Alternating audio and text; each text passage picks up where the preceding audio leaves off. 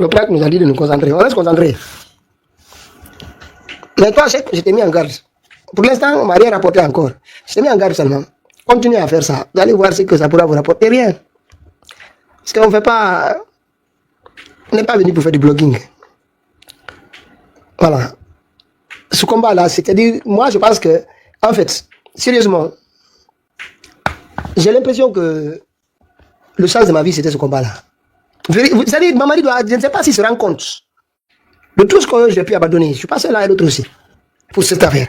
C'est devenu un combat, c'est-à-dire, c'est le sens de la vie. Mais c'est le sens de la vie. Donc, tous les... Ce que je dis à ceux qui s'agitent là, nous ne sommes pas dans une affaire communautaire, c'est très sérieux. On va plus loin. On va plus loin. On a beaucoup plus d'ambition, notamment celle d'Alpha Condé. Allez, voilà, il m'appelle encore sur mon... Tapoter. C'est pas qui m'appelle sur le même. Ah non, m'appelle pas, c'est le même téléphone là, appelle-moi sur l'autre. Appelle-moi sur l'autre téléphone. Voilà, donc du coup, je prépare, s'il vous plaît, donnez-moi juste 1 minute, je prépare mon thé et on lance on commence les sujets. Et je vous partagerai encore ceux qui n'ont pas écouté hier, Tidjane, qui nous a expliqué qui est à l'origine de l'assassinat du général Saliba Koulibaly. Qui est à l'origine? Parce qu'on a soupçonné, ça a toujours été un problème à l'intérieur. Parce que Amara a manipulé ça pendant longtemps. Ils ont envoyé des gens ici, sur les réseaux là et autres, pour manipuler l'information, pour éloigner l'information de lui. Et là, c'est votre copain. C'est un port spécial comme vous. Il était avec vous. Il était avec vous, il est venu ici là-bas, et puis d'autres sont venus s'expliquer. On va partager ce qu'il dit. Je sais que ça fait... attendez une minute, tapoter, hein. Je vais voir, il y a quelqu'un.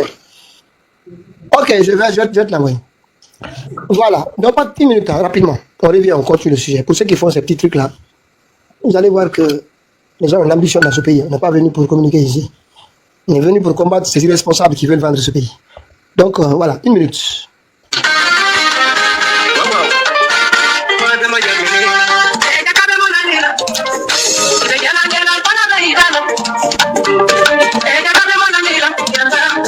Tapoter.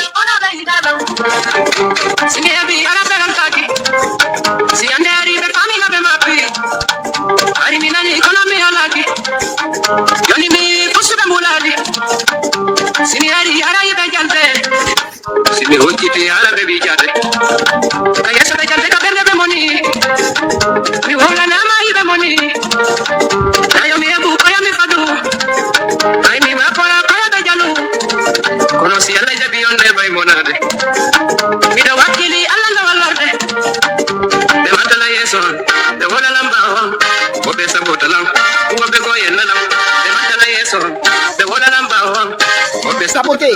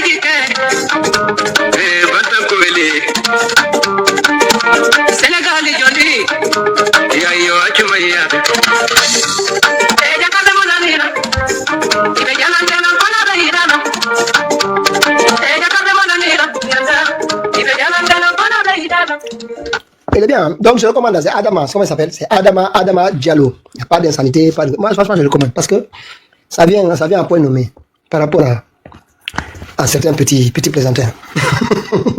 Voilà, maintenant pour revenir au sujet, pour revenir réellement au sujet. En ce moment, moi je ne prendrai pas plus de 3 jours pour évoquer ça. C'est la dernière fois, enfin, qu'on évoquera ça dans un live. À propos de cette nouvelle constitution et de l'AVEC. Mon point de vue, il est simple. Tout parti politique, RPG, UFDG, UFR ou modèle, qui accepte d'accompagner ces initiatives-là qui sont mises en place, croyez-moi, ça sera un rendez-vous le résultat sera un regret. Ça se terminera au mieux par un regret définitif. Définitif. Et je peux vous dire, ça va faire un tremblement de terre dans ce pays. Vraiment, moi je dis ça à ces deux partis, notamment parce que ce sont les deux là qui recueillent 90% de l'électorat guinéen. Si l'un d'entre eux participe, ou les deux participent, à ces simulacres d'élection que Mamadi Doumbouya souhaite organiser dans ce pays, ouais, ça, vous pouvez enregistrer. De toute façon, il y a des gens maintenant qui mettent ça sur les réseaux, donc ça, on verra. C'est une folie. Croyez-moi, c'est une folie. Les conseillers là, au RPG, à l'UFDG, comme UFR, tous les conseillers qui vous demandent d'aller dans ces affaires-là, croyez-moi, demain, ils seront de l'autre côté. Je vous assure, méfiez-vous. Méfiez-vous de ces conseillers. Méfiez-vous de ces cabinets-là, des cabinets français, américains, anglais. Ces cabinets-là, mais vous voulez quoi? Vous voulez qu'ils trahissent leur pays? Parce qu'ils travaillent, ils ont de l'argent. Vous voulez qu'ils trahissent leur pays? Quels conseils vont vous donner? Qu'est-ce que ces cabinets-là connaissent de la Guinée? Moi, je sais comme ils le disent. Ils ne savent rien. Si ces cabinets-là étaient capables de prévoir les choses, ils auraient dû prévoir ce qui s'est passé à Ouagadougou ou à Bamako, voire au Niger, au Tchad, partout. Donc tous ces cabinets-là étaient aveugles. C'est la même chose. Et tout ce qu'ils font là, c'est la même chose. La partie, je prends juste l'exemple de ce qui se passe aux États-Unis. Enfin, entre l'Iran et l'Israël. Les véritables, parce que, en fait, pour vous montrer que ces organisations internationales-là, tant que nous prenons ces organisations comme étant des amis, des gens qui veulent changer quelque chose dans nos pays, je vous assure, on restera au même point. On doit les considérer comme des adversaires. Toutes ces organisations. Je prends l'organisation internationale de l'énergie atomique, l'AIEA. Mais c'est l'AIEA, c'est des agents de l'AIEA qui transmettaient les informations aux Américains et à l'Israël. Et c'est par là que les Américains, ils savaient, les services secrets américains savaient que les Iraniens ne développaient pas le nucléaire ni militaire. Ils étaient conscients. Ils avaient l'information. Ils ont produit plusieurs rapports pour dire à Trump et à tout la Biden, écoutez, les gars là, ils sont pas prêts. Parce que personne ne le sait, on allait tapoter. Je vais juste faire cette partie pour qu'on comprenne. C'est à l'intérieur de l'organisation qui est chargée d'appliquer l'interdiction de ces armes-là, ou de prévenir, c'est à l'intérieur de ces organisations que des agents transmettent tout ce qui se passe en Iran. Et les Iraniens, ils savaient, hein. Ils étaient conscients, ils ont joué le jeu. Donc c'est idem chez nous. Encore nous, imaginez l'Iran. L'Iran, c'est un autre morceau. Quand même, c'est pas la Guinée, c'est pas le Sénégal. Nous, on n'est rien, on est insignifiant. On est insignifiant. Nous, 150 hommes, un seul avion, ils peuvent débarquer et descendre un président. Un seul avion, il n'y a pas besoin de descendre l'avion pour ça. Nous, on n'est rien, on n'est rien. Donc, continuez, moi je dirais, continuez à faire confiance, à écouter ces associations, ces organisations. Continuez à les écouter. Moi, ces pays, tout ce qu'ils disent, l'ONU, tout, je vous dis, ça n'a pas d'importance. Quand ils discutent avec nous, on doit échanger comme des adversaires. C'est-à-dire, tous les pays il faut les mettre loin. Il faut les mettre loin de soi. Ça doit être en Afrique. Ça doit réveiller l'Afrique. Croyez-moi. Si ce n'était pas des militaires qu'on avait au Burkina, pourquoi pas? Ou ailleurs. Mais vous permettez, tout le monde se met là, on va écouter, il y a des cabinets, tapotez quand même si on n'est pas d'accord. Il y a des cabinets, on dit oui, prends un cabinet français, un cabinet canadien, ils sont bien. Pourquoi ils n'ont pas prévu? Pourquoi ils n'ont pas expliqué? Pourquoi si ces cabinets-là étaient forts? Comment se fait-il que ces cabinets-là ne puissent pas prévoir que l'Iran avait des outils qui frappaient fort? C'est-à-dire, l'Iran a sorti, très souvent, ils sortaient des petits fouets. Ils ont gardé les autres. C'est le dernier jour. Tout le monde a dit, la guerre, on arrête. Mais c'est pas fini, hein. Ça va redémarrer. Dès que l'Israël ils vont se réarmer, ils vont redémarrer. Ils vont redémarrer parce que c'est même pas les armes atomiques là. C'est les missiles que personne ne pourrait intercepter. Voilà, si ces cabinets-là, s'ils savaient, c'était des... Parce que, quand même, des cabinets qui travaillent pour les opposants ou pour la classe politique guinéenne, c'est des petits cabinets. Imaginez ceux qui travaillent pour le gouvernement américain. Pour le gouvernement américain et le gouvernement israélien, ces cabinets-là, quand même, ça c'est un autre niveau. Si ces cabinets n'ont pas pu prévoir que l'Iran avait des choses pour calmer quelqu'un en 3 jours, ça veut dire tous, vous devez comprendre. Hey, les gens ils sont perdus. Ils sont perdus. Et tout ce qu'ils font là, tout ce qui se parlent là, c'est du bluff. C'est du bluff. C'est du simple bluff. Moi c'est ça à quoi je crois. Tapoter. Dans l'avenir, 5-10 ans, ils vont faire comme les Iraniens que vous voyez là. Ils vont assassiner les gens individuellement, à gauche, à droite, en Europe, partout. Ça sera la seule méthode. Parce que tout ça, c'est du bluff. C'est du bluff. Si on regarde ça, qui est parti? Est-ce qu'on a réuni le Conseil de sécurité pour arrêter ce qui s'est passé? Parce que tout le monde a compris que si ça continuait 3 jours après, il n'y aura plus d'Iran, il n'y a plus d'Israël. Et puis Israël avait aussi leurs bombes, ça allait devenir une autre chose. Tout le monde s'est calmé. Tout le monde s'est calmé. Mais nous, nos pays, regardez comment nous sommes petits et faibles. Un pays de 14 millions d'habitants, le Sénégal a combien de millions, la Côte d'Ivoire. Voilà. Ça ne sert à rien. Nous allons devenir des... Moi, je vous dis, écrivez. Je ne suis pas prédicateur, mais si on lit quelques articles, on se rend compte que nous allons devenir des comptoirs. Rapidement, nous allons tous devenir des comptoirs. Des comptoirs de... Regardez seulement les investissements tapotés. Regardez les investissements. Quels sont les investissements qu'on réalise chez nous? Est-ce que ce sont les investissements politiques qui permettent de créer des emplois dans nos pays, qui permettent de redynamiser l'économie? Non.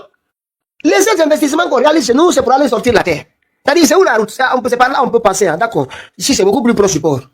Si on trouve que c'est très loin pour sortir chez toi, on dit, écoute, regarde avec ton voisin là. Lui, il est beaucoup plus proche d'un port. Donc, on va avec lui. Régler l'affaire et puis on passe par son port. C'est tout.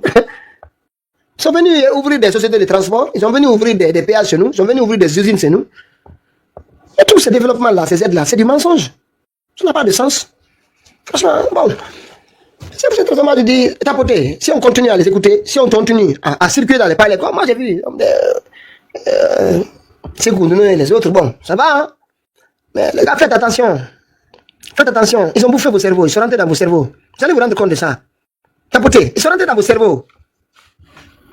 C'est-à-dire, vous utilisez des méthodes qu'on a utilisées, que les WAD utilisaient, qu'on utilise dans les années 90. S'il vous plaît, aidez-nous à enlever le dictateur. On va vous donner tel mine, tel endroit, on va vous donner telle chose. C'est fini ça en Afrique. Ça doit cesser, notamment nous en Guinée, on va faire ça en Guinée. Franchement, on va faire ça en Guinée. On doit avoir cette confiance. On n'est pas comme les autres. On n'est pas comme les autres. On a fait un choix. 1965 ans, ça a étonné le monde entier. On doit continuer sur cette trajectoire-là. On ne doit pas emprunter notre route. On ne doit pas emprunter une route. Parce qu'il y a une vingtaine de personnes qui ont de l'argent, qui ont des maisons, qui sounoient des gens, le pays est occupé, mais ça ne vous gêne pas. C'est-à-dire que c'est cette Guinée-là qu'on va construire, ou avec les voisins. Quel pont? Combien on gagne là-dedans? Il y a les entreprises, quand elles sortent là pour vendre notre bauxite, elles reviennent, écoutez, moi, on a vendu à 10 $ la tonne. Nous, on a vendu à 15 $. Nous, on a vendu à 25 $. Je dis ce qu'il a vendu. En principe, ces jours-ci, je ne sais pas, je consultais le code minier guinéen. Il y a une partie, je ne sais pas, c'est 15% de la production de chaque entreprise minière.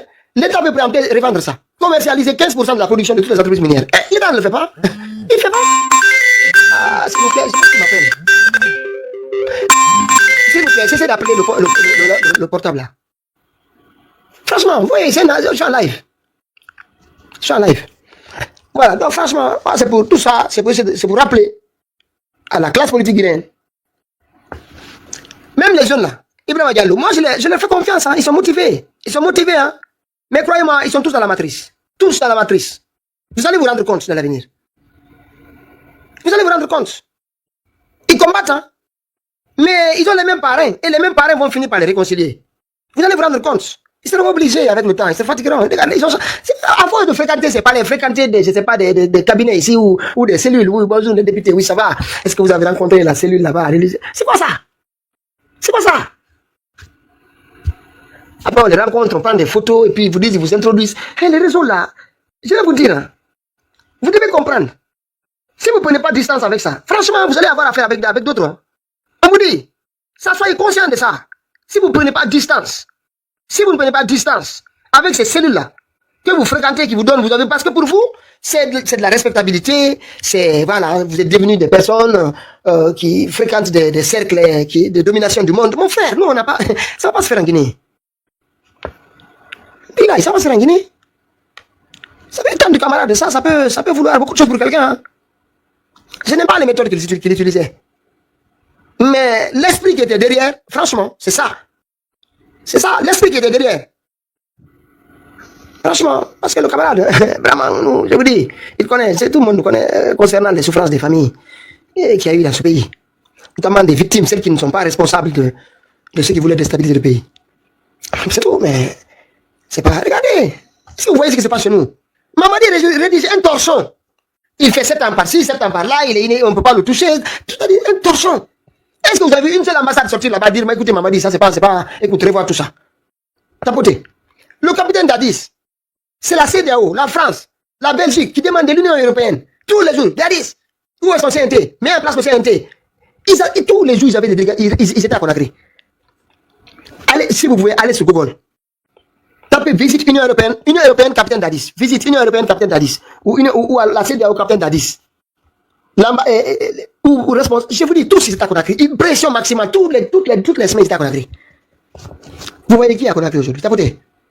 Vous voyez qui a descend à Conakry? Rien ne se passe. C'est-à-dire là, tout se passe comme c'est normal. Le projet se déroule comme prévu. Le projet se déroule comme prévu.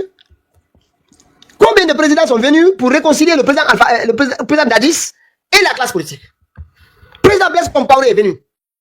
Le président Wade, le dernier, parce que c'est lui qui a provoqué le 28 septembre. Moi je dis, Wade il sait. Parce que c'est lui qui est venu, le président Dadis a dit, ah moi je suis venu par le Père Légende, je vais te montrer. Après il dit, ah bon, il y a des gens, oui. Attends, je vais te montrer ça au stade. Ils sont allés faire ça. Et après l'opposition a dit, nous aussi on va prouver le contraire. Mais tous les chefs d'État faisaient le balai ici. La CEDEAO, c'était un balai incessant. Parce qu'il fallait mettre la pression sur le capitaine Dadis. Et Mamadi Doumbouya, vous avez vu quel chef d'État vient faire la réconciliation? Même quand l'Union africaine se pavane à Conakry, quand la CEDEAO se pavane à Conakry, ils ne rencontrent personne. Parfois, la classe politique n'est même pas au courant. Ils les voient à la RTG. Ah bon, ils sont là? Ils font quoi? Ils disent quoi? Ben oui. Mais c'est ça. Franchement, ces institutions-là, elles ne nous servent plus. Et ces parrains-là, tapotés, ces parrains-là, ces cabinets, ils vont bouffer des millions pour rien. Tout ce qu'ils analysent, ça c'était ce qui se passe. C'est-à-dire c'est des ingrédients qui s'appliquaient il y a une vingtaine d'années. C'est plus possible. L'Afrique a ouvert les yeux. On a tous étudié. L'Asie du Sud-Est, je vous dis, moi je le cite tout dans ces pays-là. Malaisie, Indonésie, Cambodge, Vietnam. C'est du sérieux, hein? Ça, c'est des pays qui se respectent. C'est des pays qui se respectent. Ils se respectent là-bas. Ouvrez votre journal. Je vous donne un exemple simple. RFI. Vous écoutez? Journal Afrique. Ah, guerre au Congo, attaque au Kivu. Ah, on regarde aussi un autre pays qui n'est pas en accord avec la métropole. Ah oui, Mali, il y a eu des assassinats. Burkina Faso, il y a Ibrahim Traoré a volé de l'or. C'est tout. Et puis BBC aussi se met à attaquer les anglophones. C'est tout ce que vous entendez comme Journal Afrique, BBC, RFI, ou je ne sais pas voir l'Amérique maintenant, là c'est terminé maintenant avec Trump. C'est quoi le journal? Les problèmes et les conflits en Afrique. Les mêmes radios diffusent aussi des journaux pour des Asiatiques qui vivent en Europe. On appelle journal de l'Asie. Je vous demande aussi, faites une expérience. Allez écouter un seul journal de l'Asie, de BBC, ou de RFI, ou les autres. On parle d'économie, on parle d'inflation, on parle de... C'est tout, on parle d'économie. Hein? On parle d'économie et de concurrence. Pour l'Afrique, on parle de conflits. Notamment les mauvais élèves. Les mauvais élèves, ceux qui ne coopèrent pas. Ils font de l'obstruction. Qui veulent s'émanciper. Là, on va parler de le moindre information, même si c'est fake news, on verra plus tard. On verra plus tard. Donc, franchement, moi je me dis, on doit se réveiller. À faire de la guerre Iran-Israël, moi franchement ça ne me regarde pas. Par contre, vous avez vu les Iraniens, depuis 2003, ils sont couchés, ils travaillent. À l'ombre du monde entier. C'est-à-dire, je vous assure que ça assure tout le monde. Pour savoir qu'ils ont un fouet pour fouetter pas mal de monde. Ben oui. Si en Guinée, tu viens, tu attrapes un président, tu attrapes 2 ou 3 personnes, tu dis que tu as fait coup d'État. Là-bas, si tu veux, tu vas décapiter tout le gouvernement. Ils vont réagir et continuer leur vie. Mais oui, parce que c'est des pays qui sont organisés, qui sont conscients. Ils sont conscients, ils ne sont pas comme nous. Et puis c'est grand, ils sont comme nous. On a des jouisseurs à la tête du pays. Regarde même les petits gamins là qui sont venus au Sénégal. Non, on avait cru qu'ils étaient sérieux. Franchement, moi j'avais cru qu'ils étaient sérieux, ces gamins là. Mais voilà pourquoi aussi, je respecte encore le peuple sénégalais. Franchement, c'est-à-dire, moi, c'est fascinant. C'est fascinant de voir comment le peuple sénégalais, c'est-à-dire, il a compris l'erreur qui a été commise, mais il a donné sa parole. Il a élu des gens, il sait que là, c'est vraiment une faute. Mais c'est pas grave, il fait avec pendant ces 5 ans. Franchement, c'est parce que si vous lisez la presse, vous voyez que là, franchement, si, dans certains pays, les enfants, là, vous allez les chasser tout de suite. Parce que ça, rien ne va. Rien ne va. Mais le peuple, ils sont mûrs. Le peuple, c'est un peuple mûr. Ils se disent, on va faire avec, on va combattre sa politique, on va faire ce qu'on peut. À la fin de 5 ans là, et puis ils vont dire au revoir à ces enfants-là. On va réfléchir, essayer de faire du dégagisme. Réfléchir sur des projets. Parce que depuis quelque temps, ils font du dégagisme. Avec Ouad, c'était du dégagisme. Ils ont fait venir Macky Sall. Là, cette fois-ci aussi, ils ont voulu faire du dégagisme. Donc, à un moment, là, je pense qu'avec le temps, ils vont... C'est ça, là. C'est ça aussi le côté négatif de la démocratie. Le côté... l'envers du décor de la démocratie. C'est ce qu'on a oublié de faire avec. Mais vraiment, pour revenir à notre pays, désolé hein, parfois de faire tout un détour sur ces questions-là, mais je suis déçu. Je ne suis pas déçu, je ne comprends pas. Cette proximité entre la classe politique et ces cabinets-là, ces conseillers qui vous demandent de continuer à travailler avec Mamadi, à répondre à Mamadi. Je vous assure, ils ne sont pas bons. Si vous avez des présidents dans ces partis-là, vous avez des directeurs généraux dans ces partis-là, vous avez des vice-présidents dans ces partis-là, des conseillers qui vous disent ça, il faut les virer maintenant. Il faut les sortir de la discussion. En tout cas, du sérieux. En tout cas, de la vraie lutte. Je pense que là, c'est un essai pour tout le monde. RPG comme IFDG. Notamment là. Les conseillers, là, moi je dis, hein, je ne sais pas ce qui se passe à certains niveaux. Par contre, les conseillers qui donnent, qui poussent à ça, je demanderai à la direction de RPG et à la direction de l'UFDG de comprendre que ces conseillers-là, ceux qui demandent cela, il faut les sortir du véritable plan de dégagisme de Mamadi Doumbouya. Il faut les sortir de ça. À mon avis, c'est des doubles jeux. Dans les deux parties, hein, c'est des doubles jeux. Croyez-moi, on ne peut pas faire ça. On ne peut pas accompagner Mamadi comme ça. Le RAVEC a été créé pourquoi? Pour revenir sur le sujet. Le RAVEC a été créé pourquoi? Le RAVEC, c'est pour recenser, c'est-à-dire c'est pour créer un fichier à la fois des personnes physiques en Guinée et un fichier d'état civil régulier, comme tous les pays de la région, le Bénin, tout le monde. C'est ça l'objectif du RAVEC. Et vous savez combien on a dépensé? 42 millions de dollars. Parce qu'il y a un milliard de francs guinéens, 400 milliards, les Guinéens, les gens ne vont pas comprendre.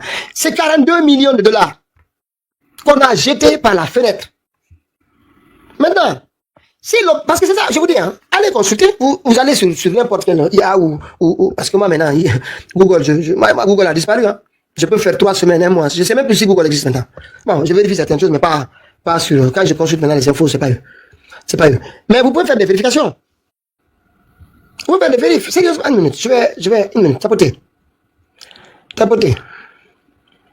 Le RAVEC a été fait pour ça. Pour recenser les Guinéens, pour dénombrer chaque Guinéen, l'identifier, lui donner un numéro unique. Et puis connaître aussi son état civil. Alimenter la base de données régulièrement. C'est ça l'objectif du RAVEC. Si maintenant, dans le cadre de ce RAVEC-là, même pas 15% des Guinéens sont recensés. Même pas 15%.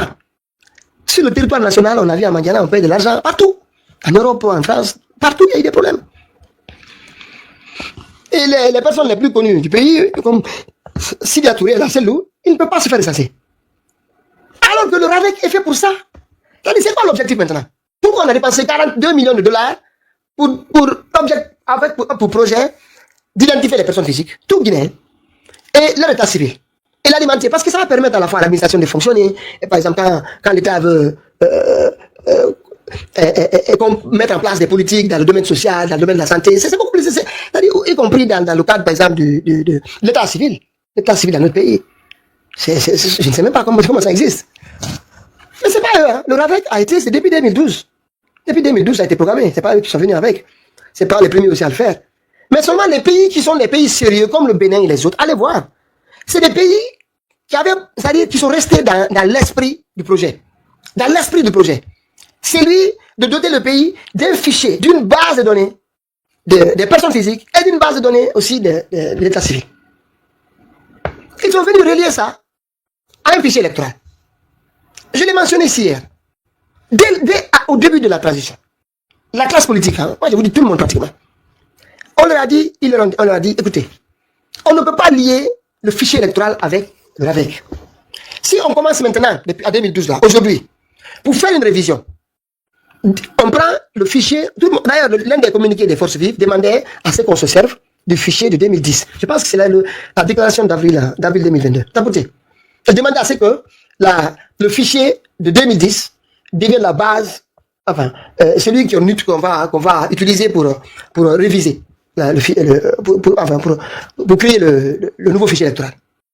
Ils ont dit non, il faut passer par le Ravel, parce qu'avec le Ravel, c'est comme ça, on va aller chasser tout le monde, et puis les Guinéens, on va savoir leur identité, après on va sortir, on dit écoutez, arrêtez ça.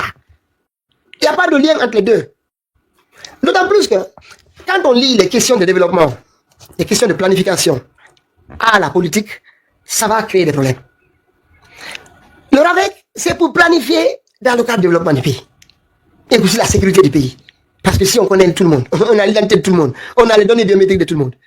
Mais imaginez, ça va faciliter à la police parfois aussi de certaines enquêtes, parce qu'ils disposent des données biométriques de tout le monde. Moi, je vous dis, hein, il y a des pays en France ici où des gens ont peur de dire, ah, si vous donnez, on ne peut pas avoir nos données biométriques. Ils sont compris en France ici. Les données biométriques, il n'y a pas de base de données, hein, ça n'existe pas. Parce qu'en fait, ce qui se passe ici, il y a des gens qui ont commis des assassinats depuis des années, depuis 50 ans, depuis 30 ans pour certains, 40 ans pour d'autres. Donc, ils savent qu'il y a leur ADN quelque part. Mais, comme c'est des gens qui n'ont jamais commis de crimes, ils ne seront jamais confondus. C'est pour certaines personnes qui commettent jamais de crimes. Il y en a beaucoup qui passent comme ça à la trappe. C'est pour cette raison, moi, je suis allé voir un peu dans l'underground. Pourquoi? Je voulais comprendre pourquoi les gens s'opposent à ce qu'on prenne les données biométriques de tout le monde. Moi, à partir du moment où c'est géré, l'État sait que l'utilisation de cette base de données, l'État comprend la portée de ce type de données. Qu'est-ce que ça représente pour un pays? Pour savoir que ça, c'est-à-dire, c'est la base de données la plus sensible de l'État. Voilà. Là, c'est-à-dire, c'est comme la présidence. Vous comprenez? Mais, ici, ils ne veulent pas, parce que si jamais on faisait ça, avec les cold cases, parce que dans certaines enquêtes, ils ont des ADN des gens, ils ont pas mal d'ADN, en tout cas, ils ont des traces de pas mal de personnes, des cas qu'ils ne peuvent jamais élucider. Maintenant, si on prend si on fait des données biométriques, si on prend pour tout le monde, la police risque d'aller faire des vérifications. La police jette un coup d'œil là-dedans. Enfin, il y a beaucoup de choses aussi, hein, pas seulement ça. Enfin, je caricature un peu, mais c'est à peu près cela. Mais chez moi, franchement, en Guinée, on me demande de fournir tout, je n'ai pas de problème avec ça. À partir du moment où on sait ce qu'on fait avec. L'État sait ce qu'il fait avec ça. Pour tout le monde. On n'a pas les moyens pour la police pour faire des enquêtes. Les empreintes, etc., ou même le crachat, parce que les scènes de crime, on voit même des gens qui polluent complètement les scènes de crime, etc. Ça peut permettre, si on a les données biométriques, au moins pour certains cas. Enfin, certains disent déjà, ils ne font pas d'enquête déjà, aucune enquête déjà. Comment ils vont aller aussi loin? Mais ça va changer. C'est juste pour dire, moi, ça ne me dérange pas. Mais ce type maintenant, si on a dépensé 40 millions pour mettre en place ce type de fichier, et qu'on se retrouve avec un échec. Si j'étais dans l'eau, parce que demain, le pouvoir qui arrivera, il sera obligé de reprendre tout ça. Il sera obligé de reprendre tout le RAVEC. Associer tout le monde, c'est-à-dire le dissocier. Parce qu'à partir du moment où c'est politique, c'est pour cette raison qu'on a dit à celle-là, tu ne viens pas t'inscrire. Parce que figurez-vous que si on avait distingué les deux bases de données, celle du fichier électoral et celle du RAVEC, les deux fichiers du RAVEC, les personnes physiques et l'état civil, on avait distingué les deux. Pourquoi on allait refuser à celle-là de venir se faire enrôler dans le fichier du RAVEC? Mais rien ne l'empêchait. Parce que c'est pas politique. Mais à partir du moment où il vient s'inscrire, et en même temps, c'est avec, mais le fichier va sortir de là, on va l'empêcher et empêcher tout ce qu'on peut passer, peut-être pour voter pour lui ou des gens. Voilà. Tapoter, moi, vous aussi, on est à 9000. Il est 1h du matin, je vais laisser la parole aux autres. J'essaie juste de planter un peu le décor. Franchement, moi, je comprends pas. Je comprends pas. Je dis, rien ne va. Rien ne va. Et maintenant, à propos de la Constitution, sérieusement, parce qu'il faut qu'on doit en parler. C'est devenu tapoter, s'il vous plaît. Tapotez un peu. Tapotez. Il y a des gens qui sont à la fenêtre. Hein. Ils leur ont demandé de venir s'informer, mais ils sont à la fenêtre. Ils ont demandé de boycott. Donc tapotez pour sécuriser. Il y en a aussi qui peuvent signaler. Maintenant, voilà, où est c'est là. Une minute. Après, je passe la parole aux autres rapidement pour pas avoir projet. L'avant-projet de loi, vous pouvez le comparer avec le projet qu'on vient de sortir. J'en ai parlé un tout petit peu hier. Sur la limitation de mandat. Ce n'est pas très clair. Dans l'avant-projet, ils avaient insisté davantage. Il y avait pratiquement un petit peu d'intangibilité. En tout cas, je pense que troisième ou le quatrième alinéa. Troisième ou quatrième alinéa. Il a insisté sur le fait que celui qui sera président ne pourra pas briguer un troisième mandat. Restez là, dans leur chiffon là. Maintenant, le bicaméralisme. On dit ici, on va créer un Sénat. Mais quand tu crées le Sénat, imaginez un pays qui a déjà des difficultés à trouver des fonds, qui a du mal à recueillir les impôts et les taxes, à récolter les impôts et les taxes. Un incapable. Incapable. Et il se dit maintenant que lui, il a déjà pas d'argent pour financer ses projets de développement. Il a des difficultés à rémunérer les salariés. Il y a des EPA dans lesquels les salariés déjà ne sont pas payés depuis plusieurs mois. Donc qu'est-ce qu'ils font? Ils créent des projets. Et puis, une fois que le financement est parti à la banque, ils retirent l'argent et puis ils se partagent. C'est comme ça qu'ils survivent dans les EPA. On vient maintenant, déjà il y a la réalité déjà des financements. On vient créer un Sénat. Et imaginez que ce Sénat, un tiers du Sénat, désigné par Mamadi Doumbouya. L'autre tiers des collectivités locales. Et les collectivités locales, c'est qui? C'est les délégations spéciales installées par Mamadi. C'est-à-dire le Sénat, c'est 100% Mamadi Doumbouya. Après, il va donner un tout petit au nom de l'Assemblée. Sans maintenant aller sur le fait que ça soit assez but. Imaginez tous les fonds qu'on va dépenser. Et la majorité des pays qui fait l'avancée, et surtout dans les difficultés, notamment dans un pays où on parle de refondation, alors que nous on vous dit, refondation Alpha Condé l'a faite. C'est fini. Aucun président ne va parler de refondation ici. Ce qu'il va nous dire, c'est venir voir maintenant comment mettre les piliers, construire les murs, voilà, bâtir le reste. Mais les refondations, c'est Alpha Condé. Ça c'est clair. Personne ne va revenir. Mais un pays maintenant qui chante ce type de musique, mais il ne va pas se créer un Sénat. Parce que si au moins les élections étaient transparentes, Mamadi allait être battu dans les élections locales en Guinée, il allait être battu sur l'ensemble du territoire national. Ce qui lui ferait perdre le Sénat. S'il perd le Sénat, dites-moi quel est le projet de Mamadi Doumbouya qui pourrait passer? Qui pourrait être en Guinée, qui pourrait passer en Guinée? Aucun. Parce qu'il ne peut pas dire présidentiel, 90%, 90%, 90%, je pense qu'après les 2 tiers, ce sera les autres. Il a du mal. Donc, au-delà du financement, les lois, pour les voter déjà, on prend beaucoup de temps. Nos députés, déjà, la majorité sont mal formés.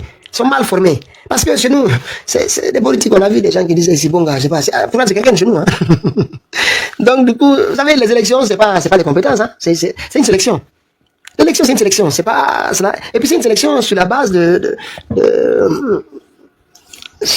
sur la base de la partialité. Rien n'est... C'est une élection. Oui, franchement, c'est pour cette raison qu'on doit sérieusement faire beaucoup attention. Maintenant, il y a un autre cas aussi, l'encadrement des pouvoirs de Mamadi Doumbouya, ses relations avec les autres, l'indépendance de la justice, la composition du Conseil supérieur de la magistrature, et les droits de l'homme, service militaire, voilà. Cette fois-ci, Mamadi rend le service militaire aussi obligatoire. Mais est-ce que vous, civil, est-ce que vous imaginez comment nous allons... Parce qu'une constitution, c'est pas une simple loi. Une simple loi, parfois, bon, vous savez, ça arrive que l'exécutif, ou même les exécutifs locaux, parfois, passent dessus. Et puis bon, ça arrive.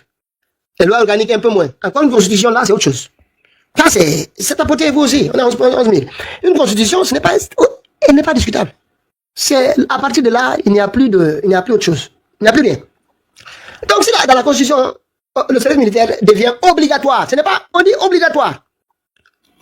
S'il vous plaît. Comment la Guinée va financer ce service militaire à partir de 18 ans et civil? Comment la Guinée peut financer ce service militaire? Tous les jeunes de 18 ans. Est-ce que tu t'imagines l'année prochaine combien de jeunes de 18 ans sortent des jeunes de 18 ans? Combien? Pendant combien de temps? Même si c'est 3 semaines. Où la Guinée va prendre ce temps? C'est fou. C'est fou. Et surtout dans l'obligatoire, c'est bien. Mais... Et puis aussi, il y a l'organisation de l'espace politique, l'introduction de la candidature indépendante. Ça, c'est pour lui. Ça, déjà, ça avait fait l'objet de débat ici. C'est le premier débat ici. Et puis, bon. Outre cela, les institutions d'appui à la bonne gouvernance. Ils ont la création également de l'organe de gestion des élections, qui est rattaché au ministère de l'administration du territoire. Là, c'est en violation de tous les textes, y compris du protocole additionnel de la CEDEAO sur la bonne gouvernance, qui demande à tous les États signataires de passer par un organe de gestion indépendant. Indépendant. Et si maintenant, sa création fait l'objet de dissensions entre l'exécutif et la classe politique, ça doit faire l'objet de débats et de consensus. C'est ce qui s'est passé, c'est toujours passé en Guinée depuis 2007. Bon, avec beaucoup de difficultés, certes, mais c'est ce qui s'est toujours passé. C'est-à-dire que je vous dis, ce qu'on avait avec le président Alpha Condé, c'est ce qu'on est en train de perdre. Moi, on m'aurait dit, ok, la CENI avait des problèmes. Elle fonctionnait mal. Des fois, on envoyait l'UFDG parfois, ou l'UFR. Ils envoyaient des représentants. Et ces représentants, une fois arrivés là-bas, parce que très souvent, l'administration parfois ils sont forts. C'était Djenab Touré, ça, là. Et ils lui font goûter un tout petit peu les indemnités de voyage, d'indemnités de conférence, indemnités pour aller rencontrer tel ou tel. Une fois qu'ils commencent à goûter, on dit si tu déconnes là, on va arrêter. Hein. Et qu'est-ce qu'il fait? Il sort et dit, vous savez, nous, on n'est pas représentants, on était représentants de nos partis jusqu'à notre nomination. Dès qu'on a été nommé à la CENI là, on devient des commissaires de la République. Donc, on ne doit pas nous mettre pression. Notre parti, mais attendez, mais qui vous a envoyé là-bas? Qui vous a dépêché là-bas? Moi, parfois, je suis là, je dis, mais attends, qu'est-ce qui prend les gens? Pour votre présence là-bas, c'est qu'on vous dit, ça dit, moi, je ne sais, attendez, voici le problème qu'on a très souvent sur l'application des textes. Sur l'indépendance des commissaires, par contre, de ce type d'institution, leur probité et l'égalité de traitement de tout le monde, parce que là, maintenant, c'est des commissaires d'une institution de la République. Où est-ce qu'elle se manifeste? Dans l'application des textes, dans l'application du code électoral, dans la surveillance des élections, c'est-à-dire dans les textes. C'est là qu'on vous demande d'être des commissaires de la République. Vous restez républicain, vous ne pouvez pas favoriser tel parti ou tel parti. Là, vous restez républicain. Par contre, si votre parti vous rappelle, vous devez quitter. Si vous rappelle, c'est lui qui vous a mandaté là-bas. C'est-à-dire, il y a trop de confusion. Il y a trop de confusion. Ça, franchement, je vois, il sortait dans le débat, il y avait certains, quand ils veulent partir, une fois qu'ils ont goûté, on leur donne un peu d'argent. Ils disent, non, nous, on est comme ça, la République, là, il ne va pas nous mêler dans la politique. Nous, on veut maintenant qu'on respecte nos fonctions, qu'on comprenne qu'on est là pour la République, qu'on est pour là pour une entité, même si on respecte quand même. Ils se mettent à tenir des discours alambiqués. Alors que tout ce qu'on vous demande, c'est de ne pas favoriser votre parti. Ça, vous n'avez pas le droit de le faire. Par contre, si votre parti, lui, vous a dépêché là-bas, il vous dit, écoutez, ça ne va plus, il faut partir. Là, tu sais tes fonctions. Tu sais tes fonctions, tu fais quoi? Tu n'es pas élu, hein? Voilà, vous n'êtes pas des élus quand vous allez là-bas.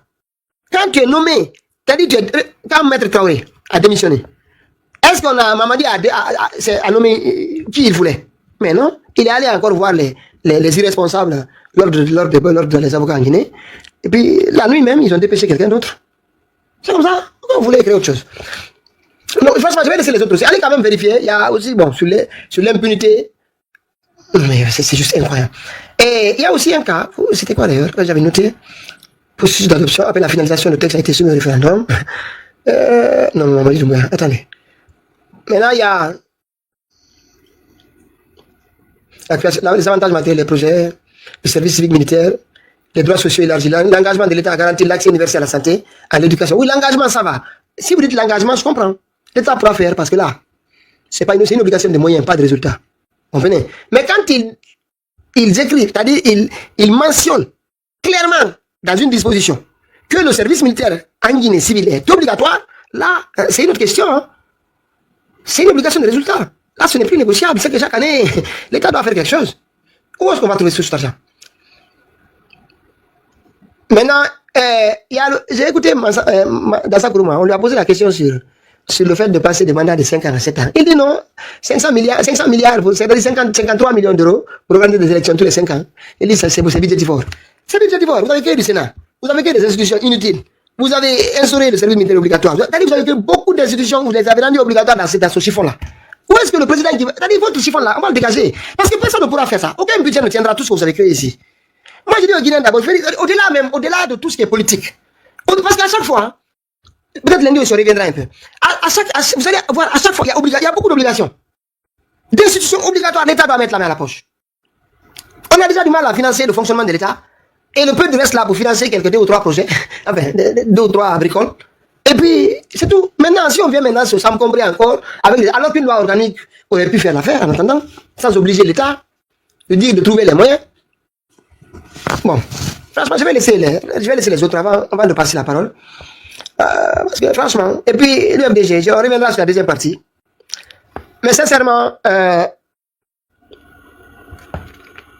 reviendra sur le congrès. Tapoter. Ceux qui devaient tapoter ici, ils sont derrière les rideaux, les trucs là-bas. On leur a dit d'aller rester derrière la fenêtre.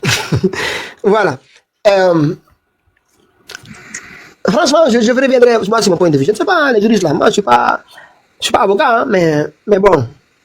Attends, la Cour suprême. La Cour suprême va dire quoi? La Cour suprême n'est pas là, c'est pas la Cour suprême, c'est pas devant la Cour suprême que Mamadi Doumbouya a prêté serment. C'est pas devant la Cour suprême que Mamadi Doumbouya a prêté serment. Et c'est cette Cour suprême là qu'on attend pour donner raison à tel ou tel. Cette Cour suprême n'a pas vu Mamadi Doumbouya violer le serment qu'il a prêté devant tout le monde ici. Le parjure là. Est-ce que la Cour suprême n'assiste pas aujourd'hui au parjure de Mamadi Doumbouya? Sans rien dire. L'avant-projet est sorti. Est-ce que vous avez vu la Cour suprême donner son avis? Dire, ah écoutez, il y a un problème hein, quand même. Non. C'est pas possible. C'est pas l'affaire. Donc maintenant, allez leur poser la question pour leur demander d'intervenir parce qu'on est légaliste, c'est bien hein, de le faire. Mais à mon avis, il faut saisir la justice, c'est vrai, c'est vrai. Il faut saisir. Mais moi, je saisis la justice, je continue mon travail. Je vous assure, le rapport de force là, moi je ne comprends sincèrement, je sais ça. Et je le dis ici, tapotez s'il vous plaît. Moi je dis, hein, c'est lourd. Et puis, notamment, le président Alpha Condé, lui, là-bas, on sait que là-bas, ils savent ce les gens savent ce qu'il va lui dire là-bas. Le président Alpha Condé, on sait ce qu'on va dire là-bas. Parce que les gens savent, hein, c'est pas n'importe quel. Ceux qui ont des conseils là-bas, ils savent la réponse qu'ils trouvent. Donc, parce que je dis vraiment, je dis à la direction nationale du FDG, tous les conseillers là, c'est nous, tous les conseillers là, qui vous demandent de suivre ce que Mamadi fait là. En tout cas, si c'est un, si c'est deux. Dans le projet de départ de Mamadi, enlevez-les dedans. Enlevez-les dedans. Mettez-les de côté. Voilà, maintenant, je vais passer la parole. Les gens vont se rendre compte de ça. Et l'affaire là, elle est déjà dans la boîte. Elle est déjà dans la boîte. Si le rapport de force n'est pas instauré, elle est déjà dans la boîte. Maintenant, avant de passer la parole, voilà. Le deuxième sujet, c'est le jeune là, Singleton, qui allait violenter un monsieur. Il est là. Vous allez voir rapidement. Parce que c'est les bénis qui m'ont envoyé à crier à travers le pays.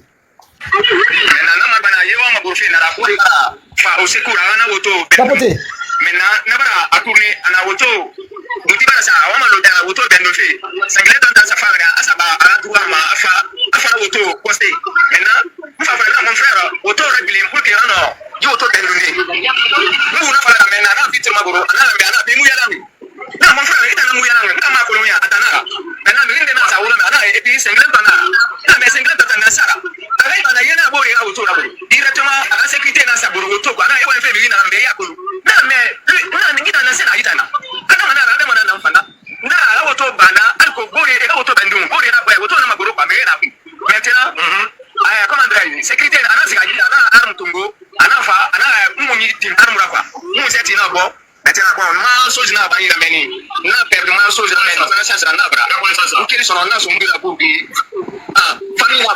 Oui, maintenant,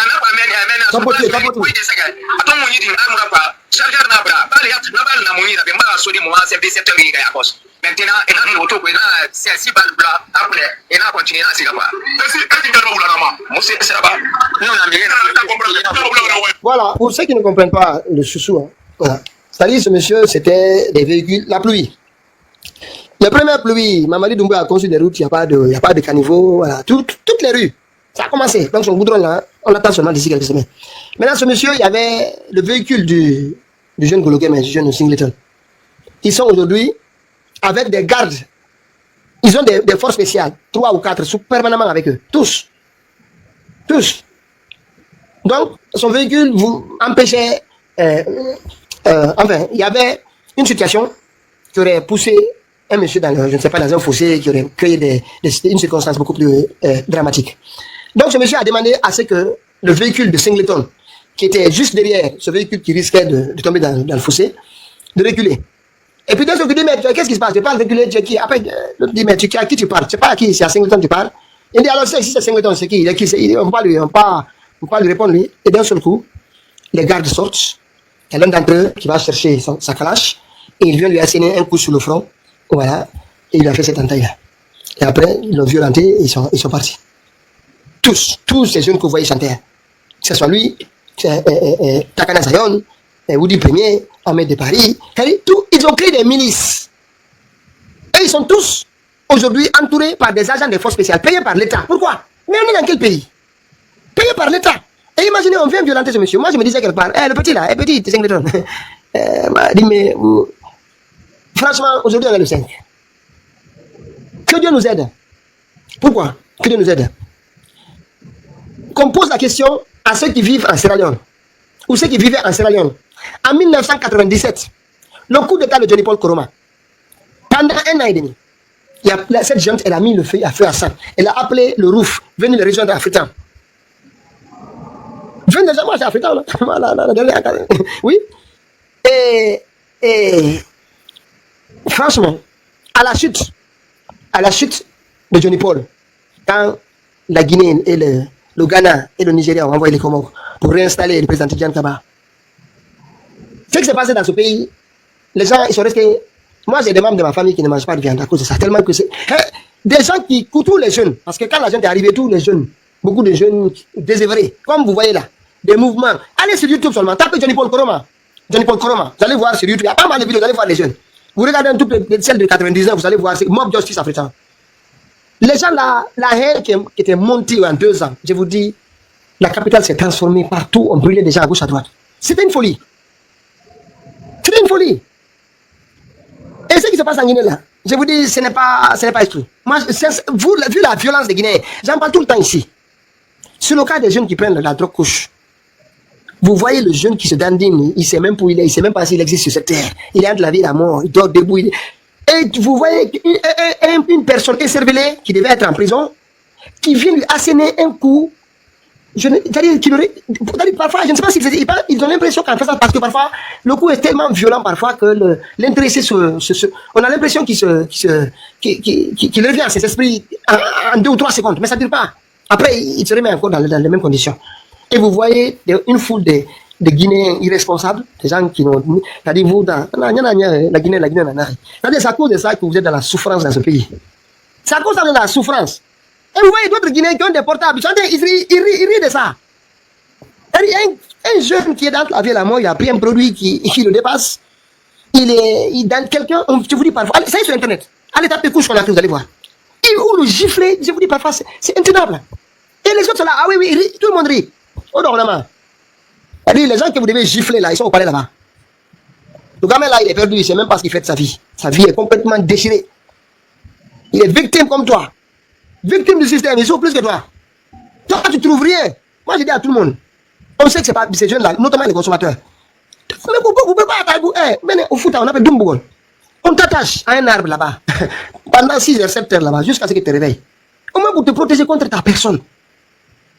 Parce que cette violence que vous infligez à ce jeune-là, est-ce qu'il ne sera même pas, au moins si vous attendez assez, parce que comme vous êtes violent, au moins attendez assez qu'il reprenne ses esprits, et puis faites votre violence là, au moins il va se rendre compte, ah, la dernière fois que j'avais pris ce pays-là, ce produit-là, ils ont attendu que je reprenne mes esprits, et j'ai subi une violence, parce que vous êtes violent. Au moins ça, à la limite, il peut se remémorer. Mais l'état dans lequel il est là, vos gifles, vos coups là, avec vos coups de pied là, brucelés là, ça change quoi? Vous êtes tous des gens violents. Vraiment, nous, à la télé. Faut dire, hein, et ça se passe partout dans le Et les gens, ils rigolent. Et c'est ce que je dis. Et cette violence-là, il y a quelque temps aussi, ils attrapaient des voleurs, je vous dis, ils les attachaient avec des briques. Et ce pays-là, si une violence se déchaîne dans ce pays, c'est une catastrophe. C'est une catastrophe. Parce que c'est pas seulement les forces sécuritaires. Le Guinéen, il est violent contre son prochain. Et la simple violence, c'est contre le petit pauvre là, qui souffre comme lui. Il est capable de le violenter uniquement, c'est-à-dire gratuitement. Gratuitement. Donc c'est pour ça que je dis ça, les gens là vont tomber, cette haine là. Et cette violence est enfouie là. Ou latente. Que Dieu nous aide. Franchement, que ce soit le militaire qui va mettre ça aux arrêts là. Que ce soit quelqu'un qui tout de suite demande que personne ne s'en prend à personne. Très vite. Très vite. Sinon, il risque d'y avoir des catastrophes. Des catastrophes, croyez-moi. Voilà, maintenant on va vraiment arriver. Parce que je voulais quand même vous donner mon point de vue là. Vraiment. Moi j'étais avec des amis avant-hier. C'est un jeune, il est cambodgien, hein, parce que moi j'ai quelques amis qui viennent de ce pays-là. Il est jeune cambodgien. Quand il a vu cette image, il dit, mais putain, vous êtes fou dans votre pays, comment il peut faire ça? Pourquoi ils font ça? Pourquoi il le tape? Pourquoi il casse son crâne? C'est quand ça n'importe quoi? Voilà, vraiment, moi, je ne vais pas vous lâcher, hein, vous les gens qui violentent ces jeunes-là. Vraiment, moi je ne vais pas vous lâcher, parce que vous devez arrêter. Vous devez arrêter. Si vraiment vous voulez faire la violence, soit Lou, au final, quand il va se réveiller bien, là il a tous ses esprits, maintenant vous parlez, maintenant c'est la famille, comme vous êtes des violents, là au moins il sait pourquoi il a été violenté. Mais là où il est là, il sait rien, il est entre la vie et la mort. Voilà, maintenant on va revenir sur le... Voilà, allez-y, hein. On a eu 2 ou 3 sujets. Sur celui-là, je l'ai juste rajouté, celui sur le couche là, parce que franchement, c'est désolant, ça fait mal de voir ça, ça fait mal de voir ça. Allez-y Lyons, on va aller sur votre président là, et votre... Il faut faire attention, hein, si vous accompagnez Mamadi, il y a un risque. Hein? Bonjour Joseph. Bonjour, bonsoir à tout le monde. Bonjour, président géographique. Par rapport à cette constitution, je ne suis pas un juriste, mais bon, j'ai pu lire le tout au début déjà. On me dit que c'est une constitution qui me ressemble et qui me rassemble. Je crois que c'est tout un fait de comprendre de ce début déjà.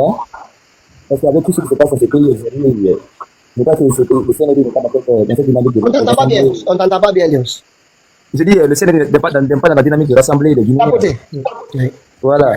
Et il y a un pendant où il parle que la Guinée a participé à l'indépendance des peuples africains, la Guinée est un pays panafricain. Oui, dans ce cas, je peux comprendre, mais pas dans le cas de Mamadi Doumbouya, parce que Mamadi Doumbouya aujourd'hui a créé à cause de la Guinée une sous-partie de la France. Donc, ça se voit déjà avec ses parrains qui supportent les pays de l'AES. Tapotez, s'il vous plaît, tapotez le live. Avec le 2 poids 2 mesures. Les gens qui ont demandé boycott, tapotez. Avec le 2 poids 2 mesures et tout, parce qu'aujourd'hui, Mamadi Doumbouya est le boucher de mon éclat.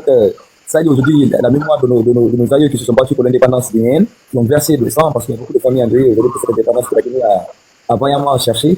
Et dans cette indépendance à laquelle on est très fiers aujourd'hui, on va dire de baïonner, mettre à terre, c'est que mettre à l'eau tout ce combat qu'on a fait, tout ce combat que les Guinéens ont fait pour cette indépendance aujourd'hui, c'est tout à fait le contraire. C'est pour vous dire que cette constitution est un chiffon. C'est une constitution taille à l'image de Mamadi Doumbouya, quand on nous parle de 7 ans de mandat, comment on appelle ça, ils appellent ça quoi, l'armée, à partir de 18 ans, intégrer l'armée et tout, c'est de la propagande, ça n'a pas de sens. Le bien n'a pas atteint ce niveau aujourd'hui d'abord. On a tellement de problèmes à régler dans ce pays, mais pour moi déjà, j'ai tout dit, depuis le 24 décembre 2024, moi je ne reconnais plus le CNL comme un pouvoir. Tapotez, s'il vous plaît, tapotez ce live. Je ne reconnais plus ce pouvoir comme un pouvoir légitime. Donc moi je me dis que ce pouvoir, toutes les actions que ce pouvoir va mener, je ne me reconnais pas dans tout ce qu'il mène. Bon, Pitaka, par rapport à l'IFDG, je comprends tes inquiétudes, mais je peux te rassurer que l'IFDG n'est dans aucune élection avec Mamadi pouvoir. C'est qu'on est tous dans l'esprit des fonds. On reste et on continue dans le combat. Oh, je sais, je suis là, vous êtes là-dedans, mais seulement, tu sais, les conseillers là, les conseillers qui... Parfois, certains nous trouvent un peu radicaux.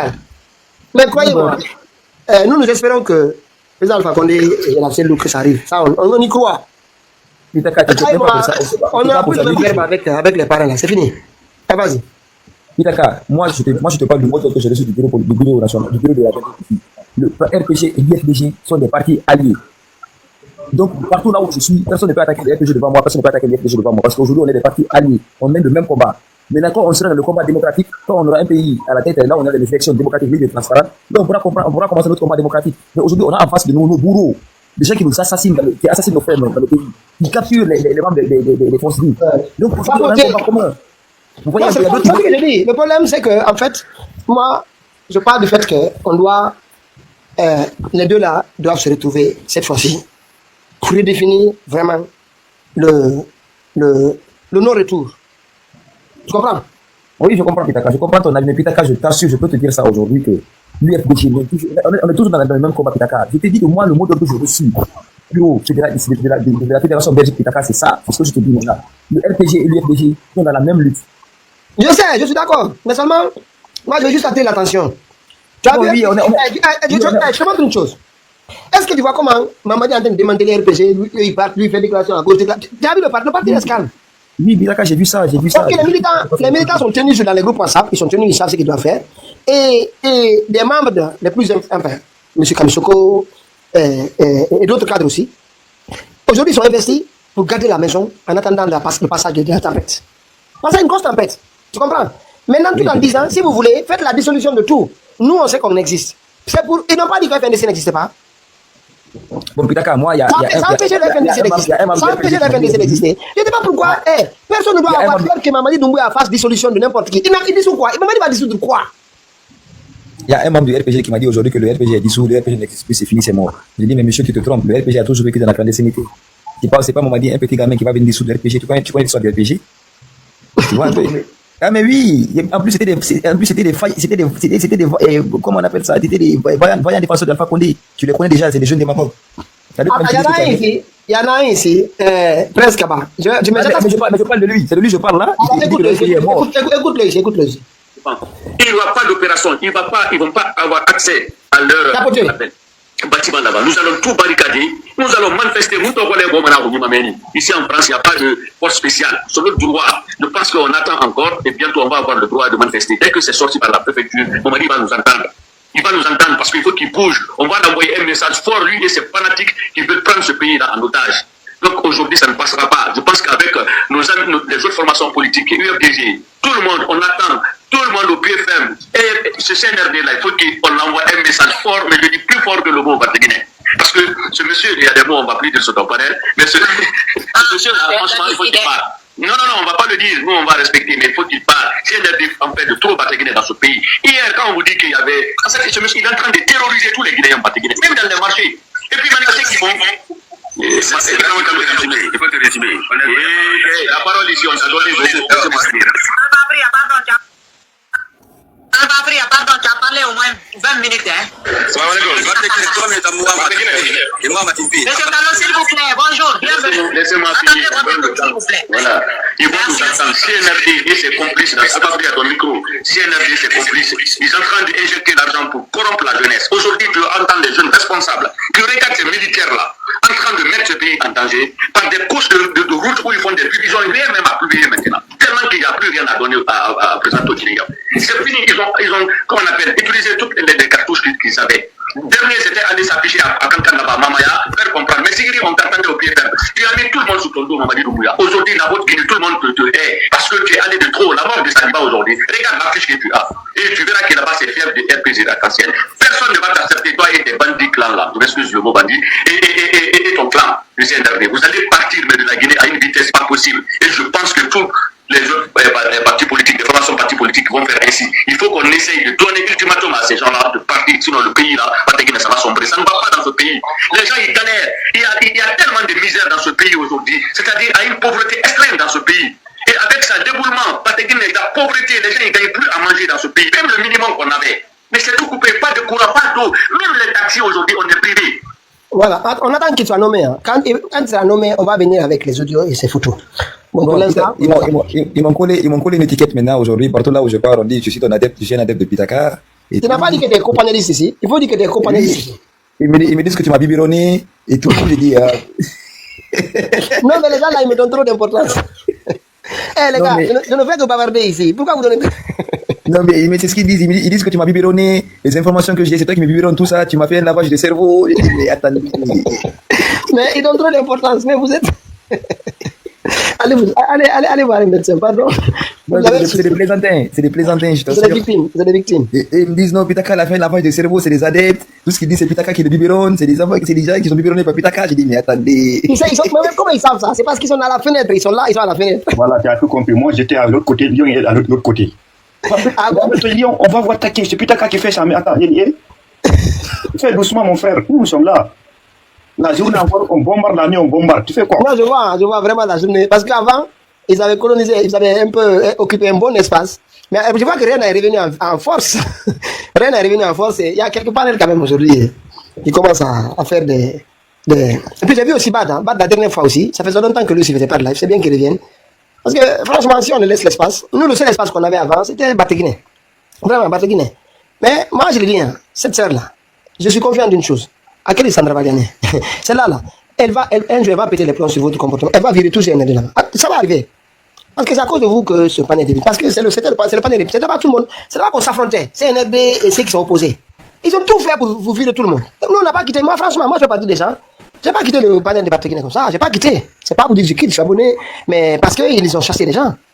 Les autres sont venus chasser les gens. Ils n'ont plus le pouvoir, ils font ce qu'ils veulent. Mais donc, on défend maintenant. Bon, on va l'obéir. Parce que, on est là, non?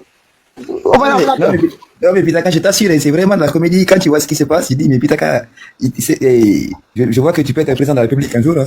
Parce qu'aujourd'hui, partout là, moi, je m'affiche, on dit, Pitaka, t'as biberonné, des informations, tu es un adepte. Je dis, mais attendez, mais on partage, des fois, je mets un sujet ici, j'ai 2 ou 3 sujets, quelqu'un d'autre vient avec un sujet, ça change tout ici, ou bien? Ah, mais oui. Donc ici, c'est les gens qui viennent, on partage l'info. Des fois, il y a des gens qui viennent, ils changent tout le live. On va sur autre chose. Donc, tu sais, Pitaka, ils sont passés par les intimidations, ça n'a pas marché. Ils sont passés par les menaces, ça n'a pas marché. Donc maintenant, c'est de me coller une étiquette, tu vois un peu. Non, je reviens vers toi tout de suite. Amina. Bon, sinon, on va voir Joseph. Joseph, t'es là? Joseph. Allô? Oui, comment ça va? Ouais, bon, ça va. Hein. Mais j'ai. On t'a pas vu hier, qu'est-ce qu'il y a? J'ai pas bien saisi la partie. Hey, tu sais, mon frère, on peut pas être là tous les jours. Hein. Le courage que toi tu as là, ça s'appelle le courage indien. Continue seulement. Tu sais le courage, attends, tu sais d'où ça vient? Hein? Tu sais d'où vient cette détermination? Non. Mon frère, nous on a vu Alpha Condé. Mon frère, on est prêt, Bilal. C'est important, ça nous fait avancer.